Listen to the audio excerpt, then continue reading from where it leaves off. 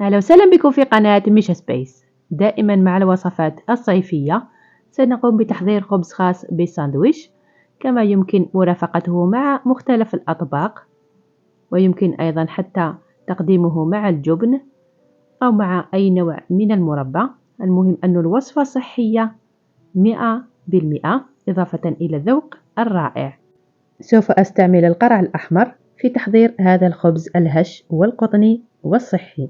قبل بدء العمل، رجاء أن إذا كنتم أول مرة تزوروا قناة لا تنسوا الاشتراك وتفعيل زر الجرس ليصلكم جديد. على بركة الله. أخذت حوالي 300 غرام من اليقطين أي القرع الأحمر، وضعته على البخار ثم هرسته جيدا باستعمال مطحنة كهربائية. تحصلت على هذا الخليط وهو ساخن، وضعت عليه ملعقة كبيرة من خميرة الخبز وعلبة ونصف من الياغورت الطبيعي. أنا سبق أن حضرت الياغورت في المنزل. رشة من الملح، ونقوم بخلط المكونات باستعمال مضرب يدوي. الخليط هنا دافئ لتسريع عملية التخمر. أضفت حوالي ملعقة كبيرة من سكر التمر، يعني لتسريع عملية التخمر فقط، وإعطاء ذوق مميز لهذا الخبز. إذن نواصل الخلط باستعمال المضرب اليدوي فقط، ثم أضيف حوالي 3 ملاعق كبيرة من زيت الزيتون لتكون الوصفة صحية 100%. هذه فقط مكونات هذا الخبز. ثم في الأخير نقوم بجمع الخليط باستعمال الفرينة الكاملة. بالنسبة للطحين يمكن استعمال أي نوعية من الطحين. أنا استعملت الفرينة الكاملة ممزوجة بالنخالة، يعني متوفرة في الأسواق. يمكن استعمال مثلا طحين الشوفان. المهم أن يكون طحين صحي. نضيفه بالتدريج على دفعات، ونقوم بجمع الخليط باستعمال اليد.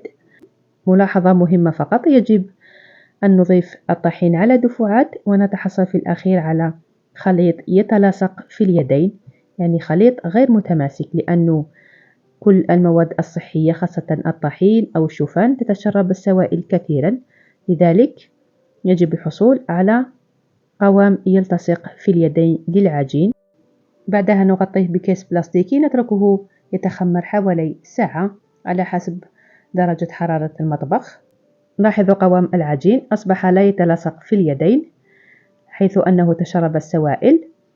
وبالاستعانة بالقليل من زيت الزيتون أو زيت عادي نقوم بتشكيل كرات بهذه الطريقة على حسب الرغبة، يعني الحجم صغير أو كبير. قطع الخبز تكون دائرية أو بشكل طولي لا يهم، المهم أن نقوم بتشكيل خبز بهذا العجين. نتركه في صينية مفروشة بورق طهي، نتركه يتخمر للمرة الثانية، ثم نضع القليل من حبة البركة.